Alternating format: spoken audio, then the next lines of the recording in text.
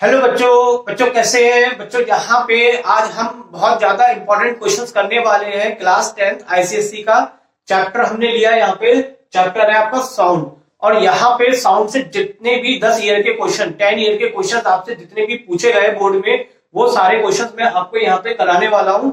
और ये सब्जेक्ट है आपका फिजिक्स और चैप्टर है साउंड।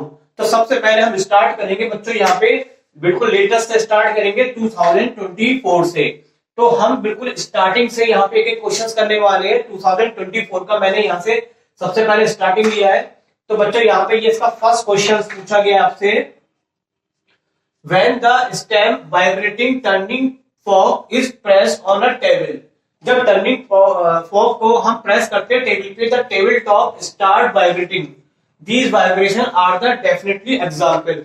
तो मैं आपको पहले बच्चों ये बताता हूं कि टर्निंग फॉर्क क्या होता है। हालांकि आप जानते होंगे, तो मैं आपको दिखा भी देता हूं। तो ये बच्चों आपका क्या है, टर्निंग फॉर्क है। और इसी तरह का फॉर्क आपने घर में भी देखा होगा, ये आपका मेटल का फॉर्क है। अब ये एक टेबल है। अगर बच्चों मैं यहाँ पे क्वेश्चन में क्या पूछा गया है कि जो टर्निंग फॉर्क है, यानी कि ये वाला, अगर इसको प्रेस करते ऑन टेबल, प्रेस का मतलब अगर हम टेबल पे इसको गिरा देते हैं, तो चलिए मैं आपको गिरा के दिखाऊं। तो देखिए आवाज आ रही है, और मैं मेटल फॉर्क को भी गिराता हूं तो इससे भी आवाज आ रही है। तो ये आवाज तो आ रही है, लेकिन साथ में जब चीज मेटल फॉर्क यानी कि इस पे गिरता है, तो ये टेबल में भी क्या होते हैं, वाइब्रेशन होना स्टार्ट हो जाते हैं। तो ये वाइब्रेशन इसमें हो रहे हैं, तो वही आपसे पूछा जा रहा है कि इसमें कौन से वाइब्रेशन हो रहे हैं। तो बच्चों देखिए, टेबल में वाइब्रेशन होना डिपेंड करेगा इसके फ्रीक्वेंसी पे, कि ये कितनी फ्रीक्वेंसी से इसके ऊपर गिरा है। तो यानी कि इसके वजह से टेबल में वाइब्रेशन हो रहे हैं। तो यहाँ पे कौन सा वाइब्रेशन हो सकता है? तो आप सब जानते हैं कौन कौन से वाइब्रेशन होते हैं। तो जो टेबल पे जो वाइब्रेशन लग रहा है, वो आपका कौन सा है, फोर्स वाइब्रेशन। इन वाइब्रेशन की भी हम आगे चर्चा करेंगे, क्योंकि ये सब हमारे आगे क्वेश्चन में कहीं ना कहीं आपको मिलेंगे। तो ये फर्स्ट क्वेश्चन हो गया। सेकंड क्वेश्चन देखते हैं। सेकंड क्वेश्चन में कहा गया है कि रोहन कंडक्ट एक एक्सपेरिमेंट। रोहन क्या करता है, एक एक्सपेरिमेंट कंडक्ट करता है on echo in different media में। He observe that medium minimum distance अगर वो एक्स रखता है, तो इसकी इको जो होती है वो ऑक्सीजन के लिए है। और अगर वो वाई डिस्टेंस रखता है, तो वो किसके केस में, बेंजीन के केस में। तो आपको यहाँ पे कंपेयर करके बताना है एक्स और वाई। तो जस्टिफाई योर आंसर। तो देखिए चलिए मैं आपको इसको डायग्राम से बताऊंगा, तो आपको समझ में करने में आसानी से होगा। तो यहाँ पे देखिए, रोहन ने एक एक्सपेरिमेंट करा इको क्या होती है। इको का मतलब है जैसे कि मैं कोई साउंड को प्रोड्यूस करूं और वो सामने वाली दीवार या किसी चीज से टकरा के वापस मेरे को सुनाई पड़े, तो उसको हम क्या बोलते हैं, इको। तो इसने मतलब रोहन ने इको प्रोड्यूस करने के लिए डिफरेंट मीडियम लिए। तो देखिए फर्स्ट मीडियम है, यहाँ पे रिफ्लेक्टिंग सरफेस है। यहाँ ये पहला केस उसने डिफरेंट मीडियम के लिए क्या लिया बच्चों, यहाँ पे ऑक्सीजन का पहला केस लिया है। ये यहाँ पे ये पहला ऑक्सीजन का केस है, और ऑक्सीजन के केस में उसने जो ये डिस्टेंस है, रिफ्लेक्टिंग सरफेस है, उसको कितनी डिस्टेंस पे प्लेस करा उन्होंने, एस डिस्टेंस पर प्लेस करा, तब इसकी इको सुनाई पड़ती है। और यहाँ पे इस केस में जो स्पीड है वो कितनी है, 340 मीटर पर सेकेंड है। यही बात दूसरा एक्सपेरिमेंट करा, किसके लिए, बेंजीन के लिए। तो चलिए एक बार मैं बेंजीन के लिए भी डायग्राम बनाता हूं। तो देखिए ये बेंजीन के लिए जब बनाया, तो उस केस में डिस्टेंस कितनी है, यहाँ पे वाई है, क्योंकि यहाँ पे क्वेश्चन में ये डिस्टेंस क्या मेंशन करी है, वाई करी है बेंजीन के लिए। और स्पीड आपको दे रखी है 200। अब आपको ये बताना है compare x and y. It means कि एक्स और वाई में आपको क्या फाइंड करना है, रिलेशन फाइंड करना है। तो देखिए इसको करने के लिए हम कैसे करेंगे, दोनों केसों के लिए हम फॉर्मूला लगाते हैं। तो देखिए यहाँ पे पहले के केस में हम बात करें तो टाइम का फॉर्मूला कितना हो गया, डिस्टेंस अपॉन स्पीड। टाइम की वैल्यू हम लगाते हैं, टाइम को हम लिखते हैं टी से। डिस्टेंस के लिए हमने 2d क्यों लिया है, डिस्टेंस के लिए 2d बच्चों इसलिए लिया है, जो इको होती है, इको में अगर यहाँ पे मैं इसको डिस्टेंस d मान लू, तो ये इको सुनाई कब पड़ेगी, जब d डिस्टेंस इधर साउंड जाएगी और वापस लौट के इधर आएगी। तो उस केस में डिस्टेंस आपकी कितनी होगी, 2d। तो आप ध्यान रखेंगे, आपने पढ़ भी रखा होगा, इको के केस में हम फॉर्मूला कितना लगाते हैं, 2d। स्पीड कितनी होगी, v। अब यहाँ पे इससे हमने डिस्टेंस निकाली, तो डिस्टेंस का फॉर्मूला कितना आ गया, वेलोसिटी इनटू टाइम। तो हम अगर हम डिस्टेंस और वेलोसिटी की बात करें, तो तो ये इसके डायरेक्टली में लिखा हुआ है, तो इसको हम कह सकते हैं ये डायरेक्टली प्रोपोर्शनल है। तो मैं इसको यहाँ पे लिख देता हूं। इसका मतलब ये है कि जिसकी डिस्टेंस ज्यादा होगी उसकी वेलोसिटी ज्यादा होगी, और जिसकी डिस्टेंस कम होगी उसकी वेलोसिटी कम होगी। अब आपको डिस्टेंस में तो रिलेशन पूछ रहा है और दे क्या रखा है, वेलोसिटी।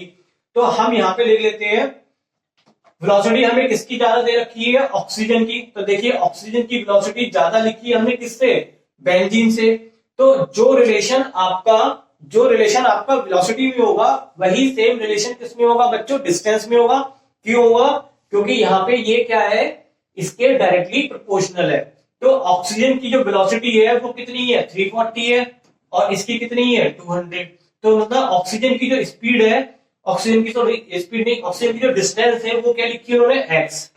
और दूसरा बेंजीन की क्या लिख रखी है, बेंजीन की लिखी है y। तो x ग्रेटर देन क्या होगा, y। और यही आपका क्या हो जाएगा, रिलेशन हो जाएगा। तो मैं इसको थोड़ा फेयर कर देता हूं। तो बच्चों यहाँ पे आप इसका भी स्क्रीनशॉट लेके चलिए, अपने पास रख लीजिए, ताकि आपको एग्जाम में वीडियो देखने की जरूरत ना पड़े। आप डायरेक्टली अपने स्क्रीनशॉट जो लिए होंगे उनको प्रिंट आउट जरूर निकलवा के अपने पास रखिएगा।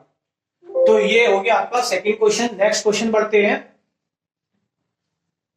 और ये भी बच्चों याद रखना, जो मैंने यहाँ पे नंबर मेंशन कर रखे हैं, ये नंबर आपके क्वेश्चन पेपर के अकॉर्डिंग मेंशन है। जो 2024 के में क्वेश्चन नंबर दिया गया, ये वही नंबर लिख रखे हैं, कोई सीरियल वाइज नहीं है। क्वेश्चन के अकॉर्डिंग जो साउंड चैप्टर से आपके क्वेश्चन आए हुए वो उसके अकॉर्डिंग यहाँ पे मैंने नंबर मेंशन करा हुआ है। तो चलिए करते हैं क्वेश्चन को। यहां पूछा गया name the wave use in sonar. Sonar क्या होता है बच्चों, सोनार आप जानते हैं कि जैसे बोट होती है, शिप्स होती है बड़ी बड़ी, यहाँ पे एक मशीन लगी होती है जिसको हम क्या बोलते हैं, सोनार। इसका काम क्या होता है बच्चों, यहां से एक अल्ट्रासाउंड वेव को क्या भेजा जाता है, वाटर के अंदर भेजा जाता है।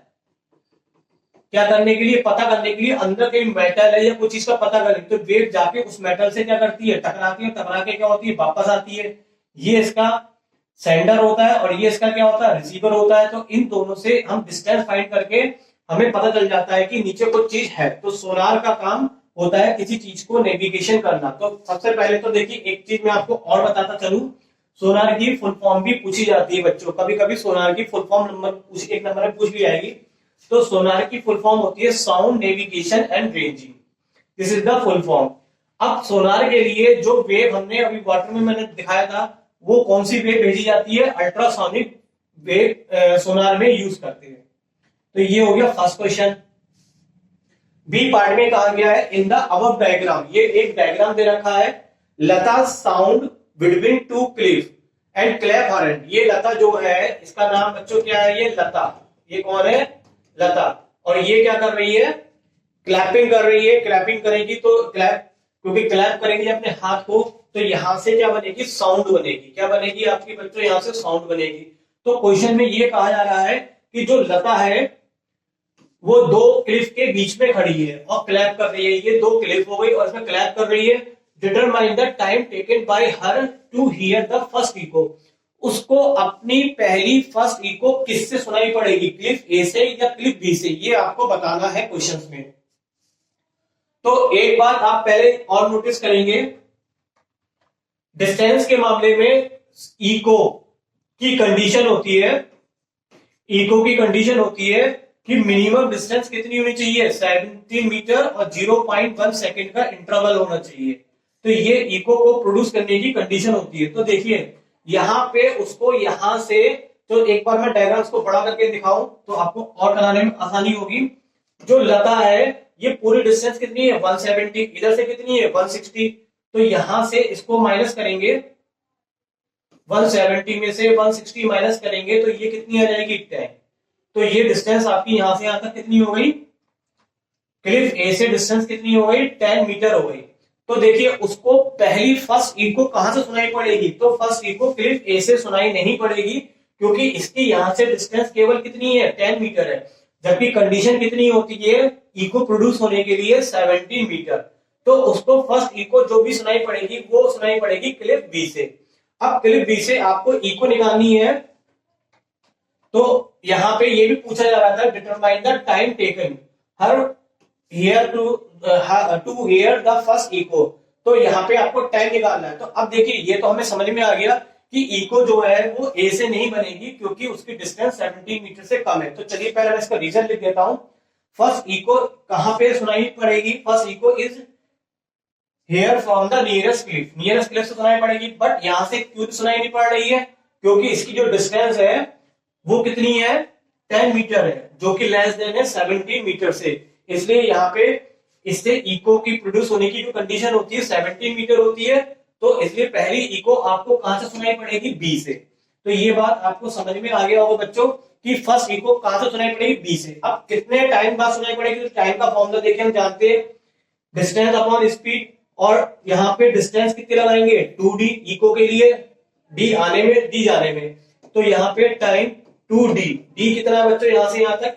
क्योंकि इको इससे तो प्रोड्यूस होगी नहीं, इको इससे प्रोड्यूस होगी, तो इसकी डिस्टेंस कितनी होगी? 160।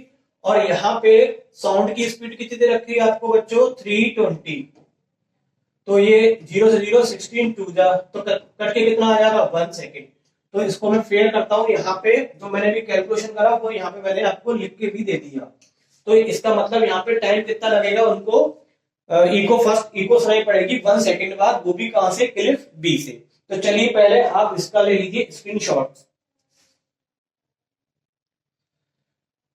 नेक्स्ट क्वेश्चन आता है हमारा, in the given diagram vibrating turning fork is kept near the mouth a Bertie filled with water. तो ये कि यहाँ पे एक वाटर से बर्टी फिल्ड है, इसके पास एक टर्निंग फॉर्क रखा गया। Length of the air column is adjust by opening the tap of the Bertie. यहाँ से पानी का ये टैप इसको खोलने का होता है। यहाँ पे इससे जब हम खोलेंगे तो पानी निकलने लगेगा, और पानी निकलेगा तो इसका लेवल क्या होगा? एयर का लेवल क्या होगा? बढ़ जाएगा। तो ये इस चीज के लिए दिखाया गया है यहाँ पे। At the length of 5 centimetre air column loud sound is here. जब इसकी लेंथ कितनी होती है? 5 सेंटीमीटर होती है, 5 सेंटीमीटर इसकी लेंथ होती है, तो आवाज बहुत तेज सुनाई पड़ती है आपको। तो आपको बताना name the phenomenon illustrated by the above experiment. तो चलिए पहले मैं आपको एक चीज बताता हूँ, बहुत इंपॉर्टेंट है, और यहां से इसी टॉपिक से बहुत सारे क्वेश्चन आते हैं। वो है आपका बच्चों क्या? रेजोनेंस। तो रेजोनेंस आपने पढ़ रखा। रेजोनेंस क्या होता है? जब किसी भी बॉडी की एक्सटर्नल फ्रीक्वेंसी उसकी नेचुरल फ्रीक्वेंसी से मैच कर जाती है, जैसे कि ये ए बॉडी है, इसकी ए बॉडी है, इसकी अपनी खुद की फ्रीक्वेंसी मैंने लेट कर ली, कितनी है? 20 हर्ट्ज। अब मैंने इसको किसी चीज से पीटा, इसको किसी चीज से पीटा, पीटने पे इसको इसकी जो बॉडी है बी जिससे मैंने इसको पीटा, इसकी भी फ्रीक्वेंसी कितनी थी? 20 हर्ट्ज। तो ये 20 हर्ट्ज से इसको मिलेगी, और जो कि इसकी इक्वल हो जाएगी। तो जब किसी बॉडी की नेचुरल फ्रीक्वेंसी एक्सटर्नल फ्रीक्वेंसी के इक्वल हो जाती है, तो बॉडी बहुत बड़े एम्पलीट्यूड में क्या करती है? वाइब्रेट करती है। और वाइब्रेट करते समय क्या होती है? लाउड साउंड प्रोड्यूस होती है। इस प्रोसेस को हम क्या नाम देते हैं? रेजोनेंस। तो देखिए यहाँ पे यही पूछा गया आपसे, नेम द फिनोमिनन का नाम बताना है जिससे कि ये लाउड साउंड को क्या बनाना है? प्रोड्यूस। तो नाम क्या हो गया बच्चों उसका? रेजोनेंस। तो पहले का तो आंसर हो गया रेजोनेंस। फिर पूछ रहा है why is a loud sound here at this particular, इस लेंथ पे ही क्यों सुनाई पड़ी? इसकी लेंथ कुछ और चेंज करते तो क्यों सुनाई नहीं पड़ती? तो इसका मतलब है कि इसकी जो फ्रीक्वेंसी है वो एयर कॉलम में जो पार्टिकल है एयर के, उनकी फ्रीक्वेंसी के क्या इक्वल है। अगर इसकी लेंथ कम कर देंगे या इसकी लेंथ को हम बढ़ा देंगे, तो ये इसकी जो एयर कॉलम में पार्टिकल्स होंगे तो वो उसकी फ्रीक्वेंसी के इक्वल नहीं होंगे, और उस केस में अगर इक्वल नहीं होंगे तो रेजोनेंस नहीं होगा। रेजोनेंस नहीं होगा तो लाउड साउंड नहीं बनेगी। तो अगर कहा जा रहा है कि 5 सेंटीमीटर का साउंड लाउड हो रही है, तो इसका मतलब यहाँ पे इसकी फ्रीक्वेंसी और एयर कॉलम में जो पार्टिकल है उनकी फ्रीक्वेंसी आपस में क्या है? इक्वल है। तो देखिए इसका आंसर हम क्या लिखेंगे? At this particular length, the frequency of air column is equal to the frequency of turning fork. As a result, यहाँ पे क्या हो रहा है? आपका रेजोनेंस टेक प्लेस हो रहा है। तो रेजोनेंस के कारण इतनी सेंटीमीटर की लेंथ पे जितने भी एयर कॉलम के पार्टिकल वाइब्रेट कर रहे हैं, वो इसकी फ्रीक्वेंसी से, टर्निंग फॉर्क की फ्रीक्वेंसी से मैच कर रहे हैं, इसलिए यहाँ पे लाउड साउंड प्रोड्यूस हो रही है। फिर यहाँ पे देखिए सी पार्ट पूछा गया है, if the present turning fork is replaced with the turning fork of higher frequency, अगर हम इसकी फ्रीक्वेंसी को हायर फ्रीक्वेंसी में ले लें, should be the length of air column increase or decrease to produce loud sound, तो sound को produce करने के लिए हमें लेंथ इसकी एयर कॉलम की बढ़ानी पड़ेगी या घटानी। देखिए जब फ्रीक्वेंसी हाई करेंगे, आपने बच्चों इक्वेशन पढ़ रखा होगा, जो फ्रीक्वेंसी होती है वो लेंथ के क्या होती है, इनवर्सली प्रोपोर्शनल होती है। अगर आप इसकी फ्रीक्वेंसी को बढ़ाएंगे, हाई करेंगे, तो इसकी लेंथ आपको क्या करनी पड़ेगी, डिक्रीज करनी पड़ेगी, क्योंकि क्योंकि यहाँ पे ये क्या है, एक दूसरे के इनवर्सली प्रोपोर्शनल है। तो आपसे पूछा गया है कि टर्निंग फॉर्क को रिप्लेस कर दिया गया किससे, हाईयर फ्रीक्वेंसी से। तो लाउड साउंड बनाने के लिए आपको एयर की जो लेंथ है वो इंक्रीज करनी पड़ेगी या डिक्रीज करनी पड़ेगी, तो वो आपको क्या करनी पड़ेगी, डिक्रीज करनी पड़ेगी। तो इसी चीज को हमें लिखना भी है, तो मैं लिख के बता देता हूं आपको। द फ्रीक्वेंसी जो होती है इनवर्सली प्रोपोर्शनल होती है किसके, लेंथ के। तो एयर कॉलम की जो लेंथ होगी वो इंक्रीज द फ्रीक्वेंसी करने पे उसकी लेंथ को क्या करना पड़ेगा, आपको क्या करना पड़ेगा, डिक्रीज करना पड़ेगा, ताकि साउंड क्या प्रोड्यूस हो सके, लाउड साउंड बन सके। तो यहाँ पे आप इसका स्क्रीनशॉट ले लीजिए। तो बच्चों यहाँ पे आपके 2024 के क्वेश्चन खत्म हो चुके हैं। अब यहां से कौन से क्वेश्चन स्टार्ट हो रहे हैं, 2023 के, जो कि साउंड चैप्टर से पूछे गए। तो ये इसका फर्स्ट क्वेश्चन है, When a body vibrate under the periodic force, the vibration of the body। तो देखिए पहले आपको मैं बताता हूं पीरियडिक फोर्स क्या होता है। देखिए पीरियडिक फोर्स का मतलब क्या होता है, मैं आपको एक एनिमेशन के द्वारा समझाता हूं, आप इस चीज को समझिए। ये जो सॉरी, देखिए ये पिस्टन इसको वर्क कर रहा है, इसको रोटेट करा रहा है, ये रोटेट हो रहा है, तो बेल्ट के द्वारा ये पार्ट रोटेट है, फाइनली ये रोटेट भी हो रहा है। अगर मैं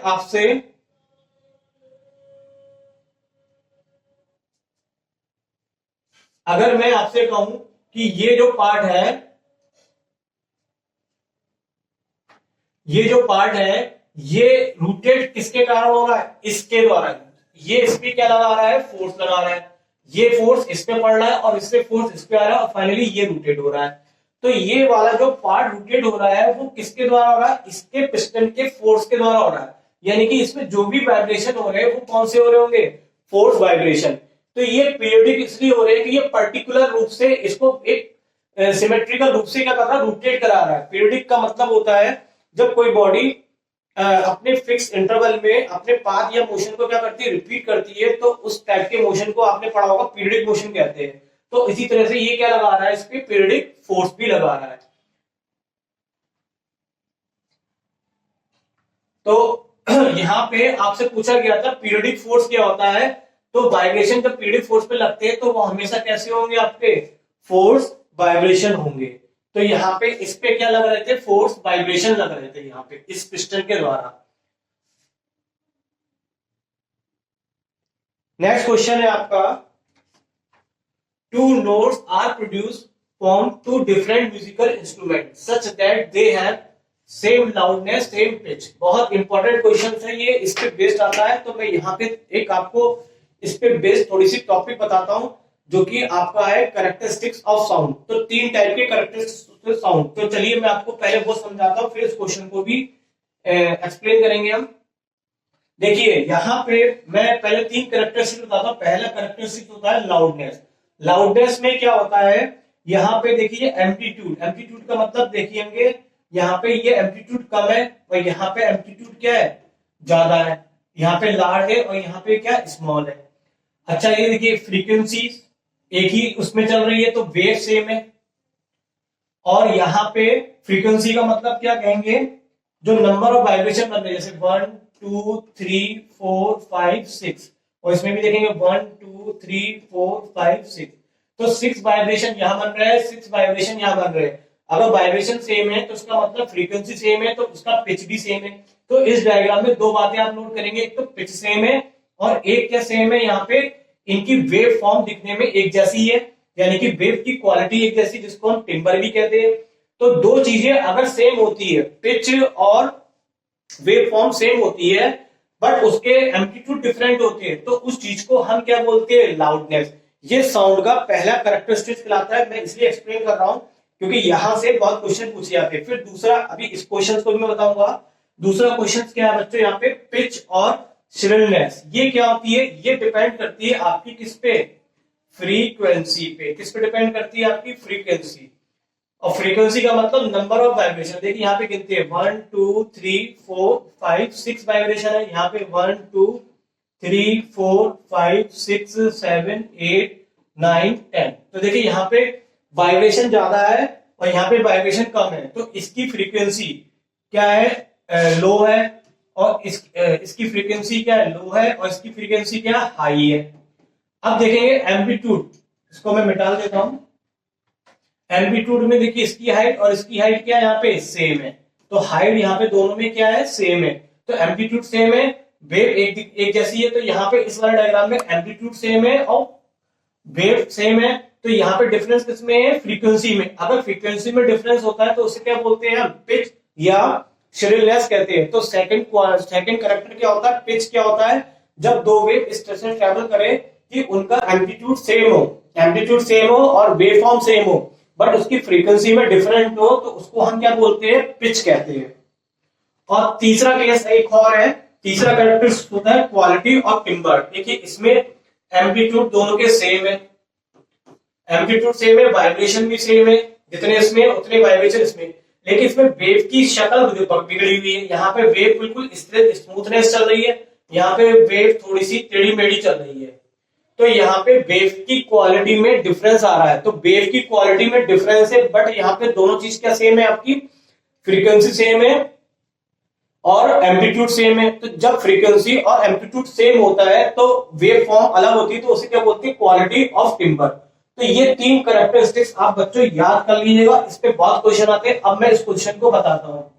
देखिए दो नोट्स प्रोड्यूस करे गए डिफरेंट म्यूजिकल इंस्ट्रूमेंट से सच that they have same loudness same pitch. अब देखिए सेम लाउडनेस सेम पिच, तीनों डायग्राम में देखिए तो यहाँ पे सेम पिच है बट लाउडनेस अलग है।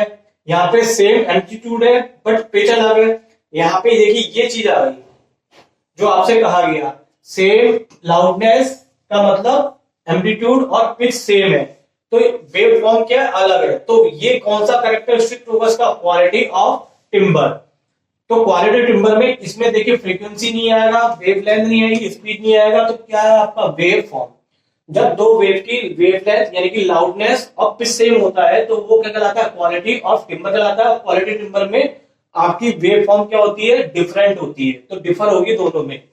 तो चलिए इसको मैं हटा देता हूं। अब आप इसका स्क्रीनशॉट ले लेंगे। अच्छा आंसर नहीं लिखा, आंसर भी मैं लिख दे रहा हूं नीचे। तो ये ऑप्शन ए क्या हो गया, करेक्ट। यहाँ पे ये बनाना नहीं था, ये मैंने आपको इसलिए समझाया क्योंकि ये साउंड का बहुत इंपॉर्टेंट कैरेक्टर है जो आपसे पूछा जाता है। नेक्स्ट क्वेश्चन है आपका सेकंड का 6 part. A metal foot ruler is held at the edge of the table, it is pressed at is free and then release it vibrate. तो देखिए सबसे पहले मैं आपको एक डायग्राम बताता हूं, डायग्राम के अकॉर्डिंग समझेंगे तो बहुत आसान रहता है। तो यहाँ पे एक फुट रूलर है। देखिए फुट रूलर कौन सा होता है, ये आपका फुट रूलर हो गया, ठीक है, जिसको कहाँ पे इसका एक एंड फ्री है, ये एंड इसका फ्री है और इसको क्या करा हमने, हेल्ड कर रखा है एज ऑफ टेबल, टेबल के किनारे इसको हमने क्या कर रखा है, यहाँ पे एक दूसरा जो एंड है यहाँ से इसको बांध रखा है और ये इसका क्या है, फ्री एंड है। यहाँ पे फ्री मतलब यहाँ से वाइब्रेट करना ये आसान से कर लेगा। तो अब हमने क्या करा कि यहाँ पे इसको यहां से फ्री एंड से क्या करा, इसको वाइब्रेट करा। तो देखिए वाइब्रेट करने के लिए हम क्या डालेंगे, प्रेशर, इसको क्या करेंगे, दबाएंगे। तो दबाने से ये वाइब्रेशन इसमें क्या होंगे, प्रोड्यूस होना स्टार्ट हो जाएंगे। तो ये वाइब्रेशन क्या होंगे, ऊपर नीचे वाइब्रेशन होना क्या करेंगे, स्टार्ट हो जाएगा। तो यही पूछ रहा है यहाँ पे कि नेम द वाइब्रेशन प्रोड्यूस। तो इसमें जो वाइब्रेशन होंगे वो कौन सा वाइब्रेशन होगा आपका। तो बच्चों यहाँ पे ये वाइब्रेशन थोड़ी देर बाद क्या हो जाएगा, रुक जाएगा। तो ये वाइब्रेशन कुछ इस टाइप से चलेंगे और फिर थोड़ी देर में क्या हो जाएंगे, रुक जाएंगे। तो ऐसा वाइब्रेशन जिसका एम्पलीट्यूड टाइम के अकॉर्डिंग क्या होता जाता है, डिक्रीज होता जाता है, तो उसको हम क्या बोलते हैं, डैम्प वाइब्रेशन। तो वो बच्चों क्या कहलाता है, डैम्प वाइब्रेशन। तो ये आपने पढ़ रखा है कि जब एम्पलीट्यूड कंटिन्यूअसली डिक्रीज होंगे, क्योंकि एयर के पार्टिकल के द्वारा इसका क्या लगेगा, फ्रिक्शन लगेगा, जिससे इसके पार्टिकल कम होते जाएंगे, तो यहाँ पे ये कहलाता है damp. State one way to increase the frequency of the vibration. हम चाहते हैं कि इसकी फ्रीक्वेंसी बढ़ा दे, तो अभी हमने पढ़ा था पीछे भी, फ्रीक्वेंसी जो होती है वो इनवर्सली प्रोपोर्शनल होती है लेंथ की। अगर हमें इसकी फ्रीक्वेंसी बढ़ानी होगी तो ये जो फ्री एंड है यहाँ से इसकी जो लेंथ है, पहले की लेंथ ये वाली है, यहाँ तक पे ये लेंथ हमें क्या करनी पड़ेगी, कम करनी पड़ेगी। लेंथ कम होगी तो फ्रीक्वेंसी क्या होगी, बढ़ेगी। तो यही आपसे पूछ रहा है कि फ्रीक्वेंसी किस तरीके से हम बढ़ा सकते हैं। तो हम लेंथ को क्या करेंगे, उसको कम कर देंगे। The frequency is inversely proportional to the length, therefore decreasing the length free. जो लेंथ फ्री एंड से वो कट कर देंगे, इतनी लेंथ रखेंगे हम, यानी कि इस स्केल को यहां से लगाएंगे, जो क्लिप है वो अब यहाँ पे लगा देंगे, तो ये इसकी लेंथ क्या हो जाएगी, यहाँ पे कम हो जाएगी।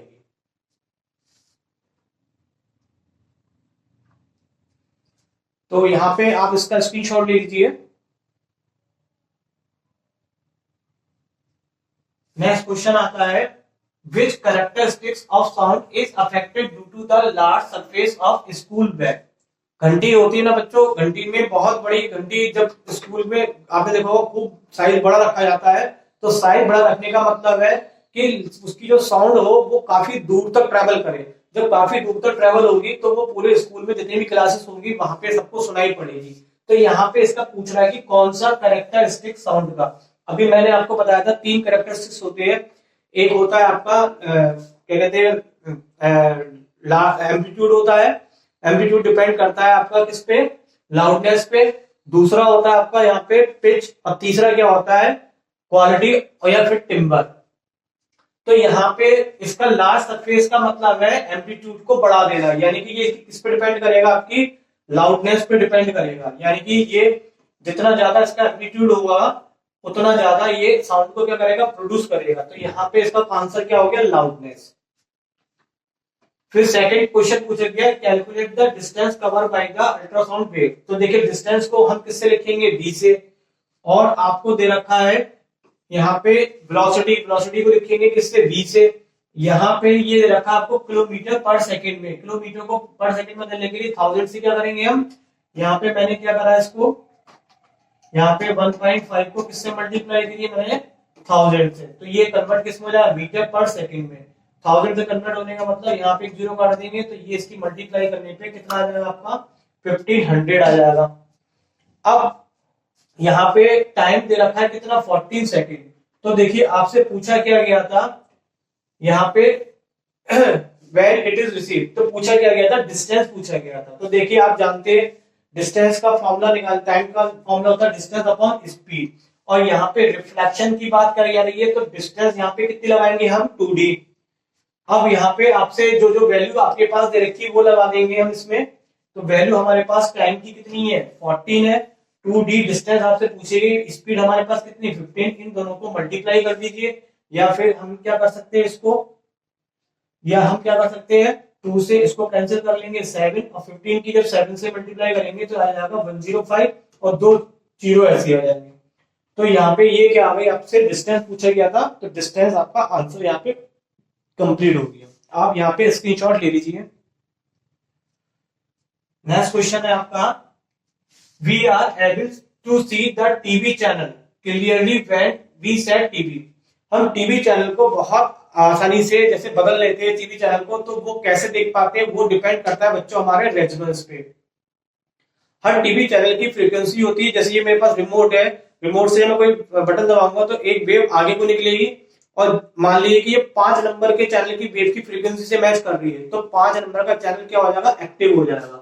तो जितने भी हमारे टीवी रेडियो के प्रोग्राम्स होते हैं वो सारे के सारे किस पे डिपेंड करते हैं बच्चों, आपको रेजोनेंस पे। तो आपसे पूछा गया था फिनोमेनन का नाम, तो यहाँ पे नाम क्या हो गया आपका, रेजोनेंस हो गया। फिर सेकंड क्वेश्चन में पूछा गया, डिफाइन द अबव फिनोमेनन।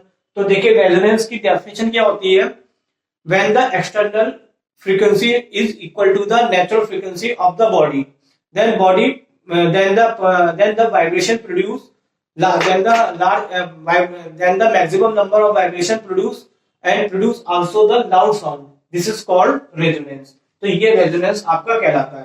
तो रेजोनेंस में मेन बात क्या है, एक्सटर्नल फ्रीक्वेंसी किसकी इक्वल होनी चाहिए, नेचुरल फ्रीक्वेंसी की इक्वल होनी चाहिए। तो नेचुरल फ्रीक्वेंसी से क्या होते हैं, लार्ज एम्पलीट्यूड बनते हैं, और लार्ज एम्पलीट्यूड से साउंड भी क्या होती है, लार्ज हो जाती है। इसी चीज को हम क्या कहते हैं, यहाँ पे रेजोनेंस कहते हैं।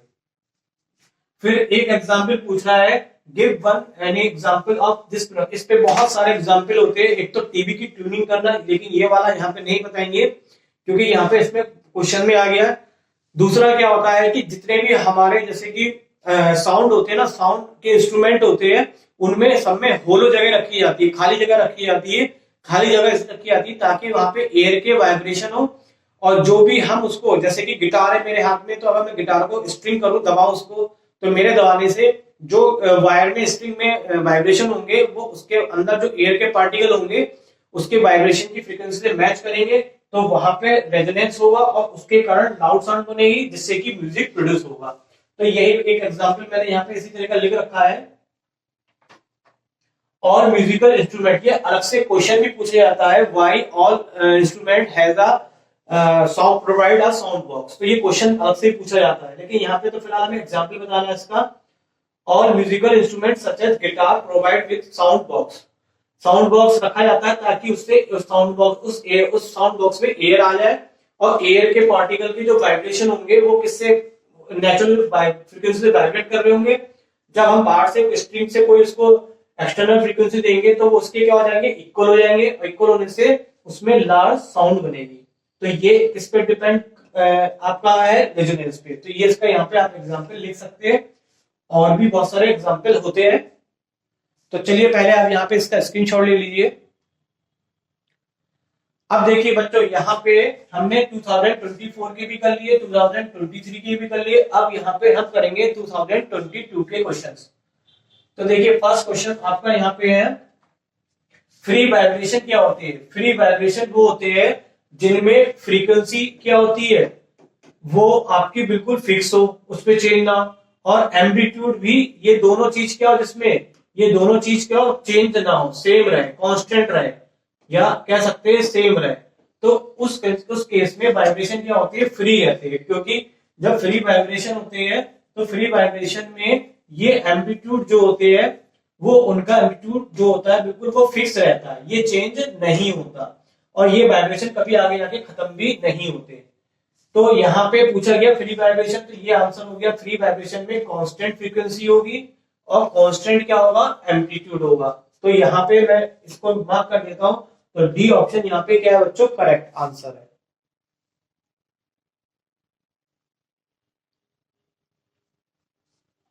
इस क्वेश्चन में पूछा गया है, the diagram below show the four sound wave, this sound has the highest pitch. यहाँ पे चार डायग्राम दिखा रखे हैं, आपको हायर पिच देखनी है।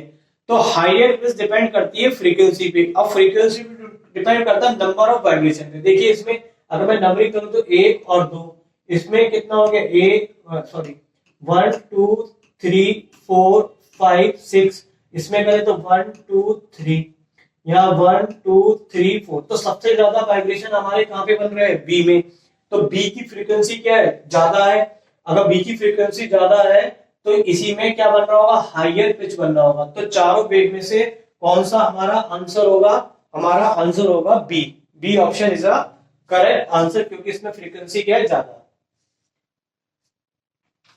नेक्स्ट क्वेश्चन है, Rohit playing a flute, Anita playing a piano. मतलब रोहित जो है बांसुरी बजा रहा है और वो अनीता जो है वो पियानो बजा रही है, जिससे कि साउंड जो हो रही है वो सेम पिच की साउंड बन रही है और लाउडनेस की। तो नेम द कैरेक्टरिस्टिक्स बताना है। अब देखिए आपको मैंने भी बता चुका हूं कि अगर फ्रीक्वेंसी सेम है और लाउडनेस सेम है तो डिफरेंस किसमें आएगा, वेव में। वेव में आएगा तो वो कौन सा कैरेक्टरिस्टिक लाता है, उसे बोलते हैं क्वालिटी भी बोलते हैं, या क्वालिटी ऑफ वेव या टिम्बर। तो यहाँ पे आपको कैरेक्टरिस्टिक्स का नाम बताना था, नेम द कैरेक्टरिस्टिक्स कौन सी होगी, तो आप समझ गए वो कैरेक्टरिस्टिक्स होगा आपका क्वालिटी, या उसको दूसरा नाम भी क्या बोलते हैं, timber. If now loudness of the flute become 4 times of the piano, यानी कि जो लाउडनेस है, लाउडनेस का मतलब मैं आपको कहूं तो यहाँ पे जो फ्लूट की लाउडनेस है, LF का मतलब है लाउडनेस जो फ्लूट की है वो 4 टाइम्स है। किसकी 4 टाइम्स है, पियानो की। पियानो के लिए मैंने LP लिख दिया और इसको LF लिख दिया। तो आपको पूछ रहा है, रिलेशन पूछ रहा है एम्पलीट्यूड में। तो देखिए लाउडनेस किस पे डिपेंड करता है, एम्पलीट्यूड पे, लाउडनेस जो होता है एम्पलीट्यूड के स्क्वायर के क्या होता है, डायरेक्टली प्रोपोर्शनल होता है। अगर डायरेक्टली प्रोपोर्शनल है तो इसको हम इस तरीके से लिख सकते हैं। कैसे लिखा मैं आपको दिखा देता हूं। अगर यहाँ पे मैं इसको L बराबर के ए स्क्वायर लिख सकता हूँ। पहले के लिए L1 A1 कर दिया और दूसरे के लिए कितना ले सकते हैं हम के। तो जब इन दोनों को डिवाइड करेंगे L1 अपॉन L2 तो ये के से के कट जाएगा तो कितना आ जाएगा A1 और A2 का स्क्वायर आ जाएगा। तो यानी कि ये इसके डायरेक्टली प्रोपोर्शनल है। तो डायरेक्टली प्रोपोर्शनल से हम ये फॉर्मूला डायरेक्टली डिफाइन कर सकते हैं। एक मैंने फॉर्मूला फ्रूट की लगाया और एक हमने पियानो की लगाया। अब देखिए आपको यहाँ पे इन दोनों की वैल्यू दे रखी है। एल एफ की जगह जो एल एफ है उसकी जगह मैंने यहाँ पे एल एफ की जगह क्या लगा दिया 4, एलपी लगा दिया। एलपी से एलपी कट गया तो ये आ जाएगा 4 अपॉन 1 आ जाएगा। और चलिए मैं फेर ही कर देता हूँ, करा हुआ था ये मेरे पास, तो यहाँ टाइम भी थोड़ा सेव हो जाएगा और ये आपको आता ही है। तो यहाँ पे ये क्या हो जाएगा, इसका स्क्वायर रूट लेंगे तो रेशियो कितना आ गया आपका, ये आपका क्या हो गया आंसर, क्योंकि आपसे इसमें पूछा गया था। फिर पूछ रहा था डिफाइन द पिच। तो पिच तो मैंने आपको बताया, पिच में क्या चीज सेम होनी चाहिए, पिच में आपकी तो लाउडनेस सेम होनी चाहिए और वेव फॉर्म, और फ्रीक्वेंसी में क्या होनी चाहिए डिफरेंस। तो उसको हम क्या बोलते हैं पिच कहते हैं।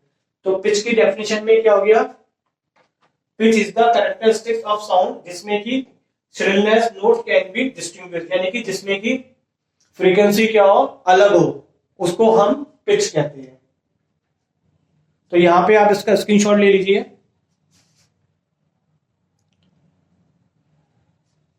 नेक्स्ट क्वेश्चन है the diagram below show the vibrating tuning fork E mounted on a sound box. यानी कि यहाँ पे ये इसको ये कई तरह के वो दे रखे हैं, वाइब्रेटिंग फॉर्क दे रखे ABCD। जब हमने यहाँ पे वाई साउंड बॉक्स, वाई ये रहा हमारा साउंड बॉक्स पे रखा हमने 1 by 1, तो ऑब्जर्व देखा कि लाउडर साउंड हमें कहां पे प्रोड्यूस हुई, जब हमने बी वाले फॉर्क को रखा। मतलब देखिए यहाँ पे हम 1 by 1 यहाँ पे पहले हमने ए को रखा, फिर यहाँ पे हमने बी को रखा, फिर यहाँ पे सी को। तो यहाँ पे जो इसके वाइब्रेशन से इसमें वाइब्रेशन बने, तो ई में जो वाइब्रेशन बन रहे हैं वो लाउड आ रहे हैं, वो लाउड हो रहे हैं।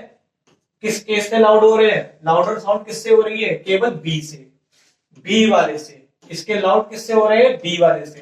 तो यानी कि इसकी फ्रीक्वेंसी और इसकी फ्रीक्वेंसी बच्चों यहाँ पे क्या होगी, सेम होगी, क्योंकि रेजोनेंस से मैक्सिमम एम्पलीट्यूड बनेगी और मैक्सिमम एम्पलीट्यूड वो बता रहा है किससे बन रहे हैं, बी से। अब देखिए क्वेश्चन में पूछा गया है what is the frequency of the turning for E, E की फ्रीक्वेंसी, यानी कि इसकी फ्रीक्वेंसी आपसे पूछी गई थी। अब देखिए इसकी जो फ्रीक्वेंसी होगी वो बी के बराबर होगी, क्योंकि इससे ही यहाँ पे लाउड साउंड बन रहे हैं। इट मींस कि इसकी फ्रीक्वेंसी और इसकी फ्रीक्वेंसी आपस में इक्वल है। इसकी नेचुरल और उसकी एक्सटर्नल जब इक्वल हो जाएगी तो वो केस बन जाएगा आपका रेजोनेंस का। तो यहाँ पे इसका आंसर जो होगा वो 320 ही होगा, क्योंकि यहाँ पे ई की फ्रीक्वेंसी बराबर किसके, बी के, और जो कि कितनी दे रखी है 320 हर्ट्ज। तो पहले का आंसर हो गया आपका, जो फ्रीक्वेंसी है ई की वो किसके बराबर होगी, बी के, क्योंकि रेजोनेंस के कारण। अब वो पूछ भी रहा है कि बी क्यों प्रोड्यूस हो रहा है, तो आपने पढ़ ही लिया कि ये किसके कारण हो रहा है, रेजोनेंस के कारण। B produce louder sound due to the resonance, और रेजोनेंस में क्या होता है, एक्सटर्नल फ्रीक्वेंसी किसके को ले जाती है, नेचुरल फ्रीक्वेंसी के। तो बॉडी क्या होती है, एक लार्ज एम्पलीट्यूड में क्या करती है, वाइब्रेट करती है। यहां आप इसका स्क्रीनशॉट ले लीजिए। नेक्स्ट क्वेश्चन है आपका 6 का first, study the above figure answer the following. ये आपको एक फिगर दे रखी है, इसके बेस पे पूछा गया what type of vibration does the above the figure, इसमें किस टाइप के वाइब्रेशन है। तो आप देखिए रहे कि यहाँ पे वाइब्रेशन लगातार क्या होते जा रहे हैं, कम होते जा रहे हैं। जिसके वाइब्रेशन लगातार, जिसका एम्पलीट्यूड क्या होता है, कम होता है, उसको हम क्या बोलते हैं, डैम्प वाइब्रेशन। तो फर्स्ट का आंसर हो गया बच्चों यहाँ पे damp vibration. State one reason for which amplitude of vibration decrease. अब आपसे यहाँ पे ये पूछा जा रहा है कि ये वाइब्रेशन डिक्रीज क्यों हो रहे हैं। तो ये वाइब्रेशन इसलिए डिक्रीज हो रहे हैं क्योंकि यहाँ पे एयर के पार्टिकल है। तो ये एयर के पार्टिकल से क्या कर रहा है, लगातार कोलाइड कर रहा है, टकरा रहा है। तो टकराने से इसकी एनर्जी क्या हो रही है, लॉस होती जा रही है। तो इसको ये भी बोल सकते हैं due to the friction force, air का इस पे फ्रिक्शन फोर्स लग रहा है, जिसके कारण इसकी एनर्जी क्या हो रही है, लॉस हो रही है, और उसका एम्पलीट्यूड कंटिन्यूअसली क्या हो रहा है, डिक्रीज हो रहा है। तो यहाँ पे इसका आंसर हो गया। चलिए मैं आंसर पहले लिखता हूं। तो जो एम्पलीट्यूड ऑफ द वाइब्रेशन है वो डिक्रीज हो रहा है विद टाइम के फ्रिक्शन फोर्स के कारण, जिसके कारण एनर्जी का क्या हो रहा है, लॉस हो रहा है। तो राइट एन एग्जाम्पल बताना है नेचुरल फ्रीक्वेंसी का, तो नेचुरल फ्रीक्वेंसी का कोई भी आप एग्जाम्पल ले सकते हैं। तो जो सिंपल पेंडुलम होता है वो अपनी ही फ्रीक्वेंसी से वाइब्रेट करता है, तो यहाँ पे इसका ये एग्जाम्पल है। तो यहाँ पे आप इसका स्क्रीनशॉट ले लीजिए। तो बच्चों यहाँ पे हमारे 2024, 23, 22 के खत्म हो गए क्वेश्चन। 2021 में पेपर कंडक्ट नहीं हुआ था ड्यू टू द कोविड। हम सब जानते हैं कि एक साल ऐसा गया था जब एग्जाम नहीं हुआ था, तो इसलिए इसके पेपर अवेलेबल नहीं मिलेंगे आपको। तो इसलिए अब इसके बाद कौन सा ईयर के क्वेश्चन आ रहे हैं यहाँ पे 2020 के। तो देखिए यहाँ पे क्वेश्चन है, पहले आपसे पूछा जा रहा है draw a graph between displacement और मीन पोजीशन का बताना है for a body executive free vibrating in vacuum. देखिए अगर कोई बॉडी फ्री वाइब्रेटिंग कर रही है वैक्यूम में, तो वैक्यूम एक ऐसी जगह होती है जहां पे एनर्जी का लॉस नहीं होता। तो आप एक ऐसा डायग्राम बनाएंगे जिसमें एम्पलीट्यूड क्या होगा, कांस्टेंट होगा, और वो कंटिन्यूअसली वाइब्रेशन चलते जाएंगे। तो चलिए मैं आपके लिए बना के रख देता हूँ, टाइम कम से कम लगे और आप जल्दी से जल्दी इन क्वेश्चनों को कर लिए। तो ये वाइब्रेशन में आप देखेंगे एम्पलीट्यूड यानी कि हाइट क्या सब में सेम है, और ये वाइब्रेशन कभी भी खत्म नहीं होंगे क्योंकि फ्री वाइब्रेशन जो होते हैं आपके वो उसमें एनर्जी का लॉस नहीं होता। तो ये आप डायग्राम से बना लीजिएगा। नेक्स्ट क्वेश्चन है आपका a sound wave travelling in a water जिसकी वेवलेंथ दे रखी है। तो देखिए जो चीज दे रखी है उसको हम लिख लेते हैं। हमारे पास क्या दे रखा है बच्चों, वेवलेंथ दे रखा है और स्पीड भी दे रखी है। अब पूछ क्या रहा है इसमें इस वेव इज ऑडिबल। ऑडिबल का मतलब हमें यहाँ पे इसकी फ्रीक्वेंसी निकालनी पड़ेगी। तो फ्रीक्वेंसी का फॉर्मूला हम जानते हैं, बी बराबर एफ लैम्डा। ये सब आता है इसलिए मैंने थोड़ा फास्ट फॉरवर्ड करा है। वैल्यू यहाँ पे वी की लगा दीजिए, वी की वैल्यू लगाएंगे, वी की वैल्यू आपका ये है ही, और ये यहाँ पे डिवाइड कर देंगे तो ये सब कर ही लेंगे, इसका आंसर आ जाएगा इतना। अब देखिए यहाँ पे ये पूछ रहा था क्या ये वाली वेव हमारी ऑडिबल वेव है नहीं है। ऑडिबल वेव वो होती है जिसकी फ्रीक्वेंसी कितनी हो, 20 हर्ट्ज से कितनी होती है, 20,000 हर्ट्ज के बीच होती है। जिसकी फ्रीक्वेंसी इसके बीच में लाई करती है वो सारी वेव हमें सुनाई पड़ती है। तो ये फ्रीक्वेंसी जो है वो इसी के बीच में लाई कर रही है, तो इसका आंसर हो गया यस इट इज ऑडिबल। तो ये मैंने लिखा हुआ नीचे yes this wave is Audible क्योंकि इसकी फ्रीक्वेंसी लाई कर रही है 20 से 20,000 के बीच में। यहां भी आप इसका स्क्रीनशॉट ले लीजिए। Name the system which enable us to locate it underwater object by transmitting ultrasonic wave and detecting the refracting impulse। तो उस सिस्टम का नाम आपको बताना है। तो देखिए आपने भी पढ़ा था वेव सोनार का, जिससे वाटर के अंदर हम कोई भी चीज मेटल वगैरह का पता लगा सकते हैं, तो उसको हम क्या बोलते हैं, सोनार। तो यही आपसे नाम पूछा गया था। सेकंड क्वेश्चन में देखिए आपसे क्या पूछा जा रहा है, Why are acoustic measurable quantity related pitch और sound। तो pitch और sound क्या होती है, the acoustic measurable quantity किसको करती है, pitch किसको pitch किसको मेजर करती है, फ्रीक्वेंसी को, ये आपने पढ़ा, और loudness किसको बताती है, एम्पलीट्यूड को। तो ये हम पढ़ चुके हैं। साउंड के कैरेक्टरिस्टिक में पिच का मतलब किससे है, आपको पिच को बताना था, पिच किससे रिलेटेड है, तो पिच आपकी किससे रिलेटेड है, आपकी फ्रीक्वेंसी से, और लाउडनेस किससे रिलेटेड होती है, आपकी एम्पलीट्यूड से।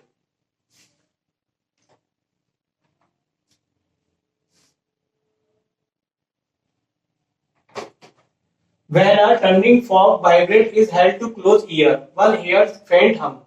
जब हम टर्निंग फॉर्क को अपने कान के पास लाते हैं तो हमें सुनाई पड़ता है हल्का। द सेम टर्निंग फॉर्क को अगर हम ऐसी जगह करें contact with the table surface पे, तो उसकी साउंड हमें ज्यादा सुनाई पड़ती है। मतलब ये है कि जैसे ये पेन है, इसको वाइब्रेट करके मैं कान पे पास लाऊं तो हमें उतनी आवाज सुनाई नहीं पड़ेगी, लेकिन अगर मैं इसे किसी चीज पे मारूं तो उसकी आवाज ज्यादा सुनाई पड़ती है। क्यों, रीजन आप समझ ही गए। लाउड साउंड कब बनती है, लाउड साउंड तब बनती है जब फ्रीक्वेंसी क्या होती है, ज्यादा होती है, जब रेजोनेंस हो जाता है।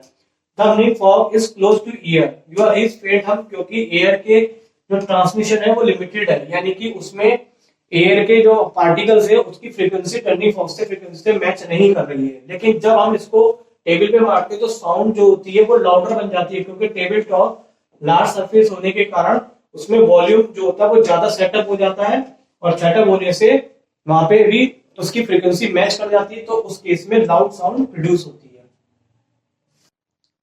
नेक्स्ट क्वेश्चन का जो लिए मैंने नेक्स्ट पेज ले लिया, दूसरा क्वेश्चन जो इसका है, इसमें क्या पूछ रहा है, a man standing in front of a wave clip fire a gun. तो चलिए मैं आपको डायग्राम ले लेता हूँ। देखिए यहाँ पे क्वेश्चंस में कहा गया है आपसे कि एक आदमी है जो एक वर्टिकल क्लिप, ये एक क्लिप है और यहाँ पे मैंने एक आदमी बना दिया, इसके सामने खड़ा हुआ है, ठीक है।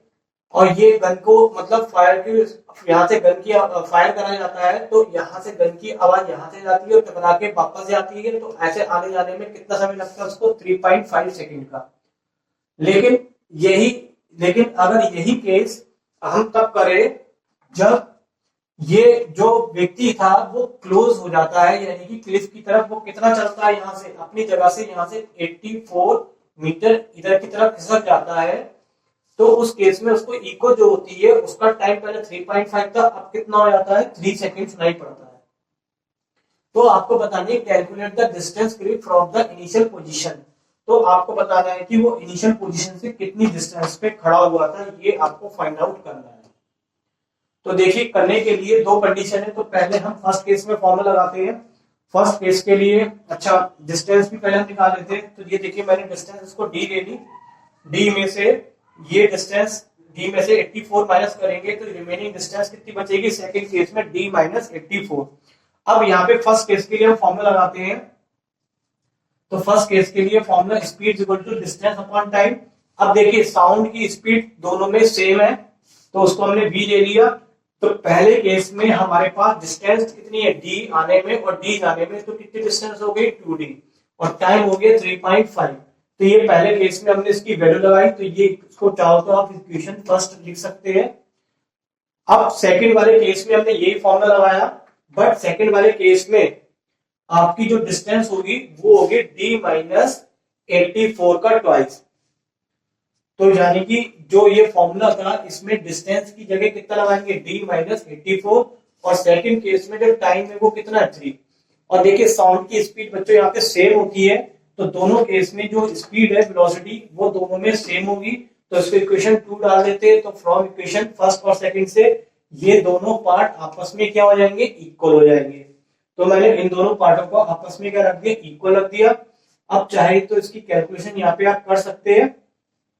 तो कैलकुलेशन में क्या करा, 3 की इधर मल्टीप्लाई कर दी और 3.5 की हमने करी 2 से, तो ये हो गया 7।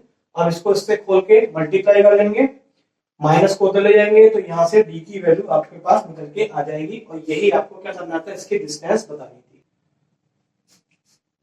तो बच्चों अभी आपको मैंने यहाँ पे 2024 से 2020 के क्वेश्चंस करा दिए मैंने। आगे के क्वेश्चंस के लिए आप वीडियो के पार्ट 2 को देखिए, वहां पे मैं आपको इसके आगे के क्वेश्चंस कराऊंगा 2019 से लेकर 2014 के क्वेश्चन। और बच्चों अगर आपको यहाँ पे ये इस तरह के क्वेश्चन चाहिए होते हैं तो आप इस चैनल को जरूर सब्सक्राइब कर लीजिए, और साथ के साथ यहाँ पे बेल आइकन जो होगा वो ऑन करके रखिएगा, क्योंकि जब भी मैं वीडियो डालूंगा तो वो आप तक पहुंचता रहेगा। तो चलिए मिलते हैं नेक्स्ट वीडियो में। Thank you very much.